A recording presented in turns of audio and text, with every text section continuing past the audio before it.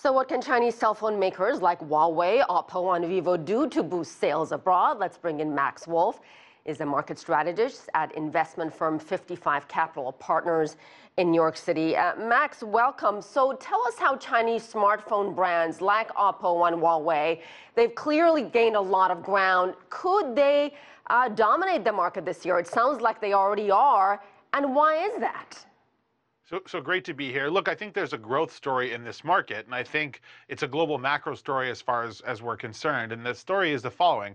The real growth, the dynamism in the smartphone business is really about emerging market clients, what they want and the price points they want.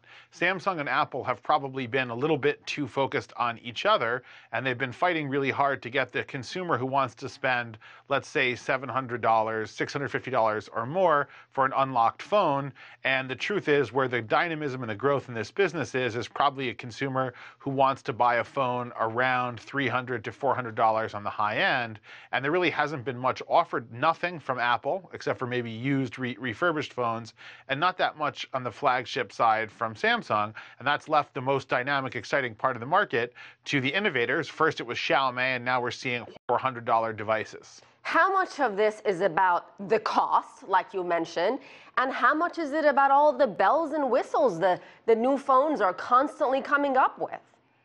So it's partially the bells and whistles, but I think the cost is big because also the Asian consumer, the phone is a very large consumer status object. And so we've seen in the dynamic markets in Asia, folks tend to buy the newer phones more frequently than they do in the US and Europe. So they're turning over the phones more. So how much they spend for each phone might be lower, but they buy more phones, so more dynamic.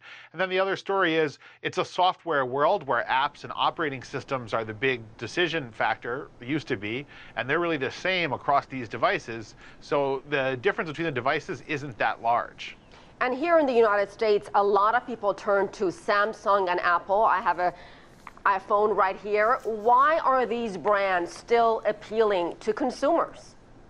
Well, both these companies have spent a fortune and continue to with product placements and advertising and sponsoring all kinds of events. And the truth is that the two big carriers in the United States, Verizon and AT&T, a little bit T-Mobile, they pretty much push handsets, and those are the handsets Americans tend to buy, partly because in the US we still have subsidized phones, phones bought on time, or phones bought on contract. So we sort of have an odd system of buying smartphones in the US, which makes us sort of the odd man out globally.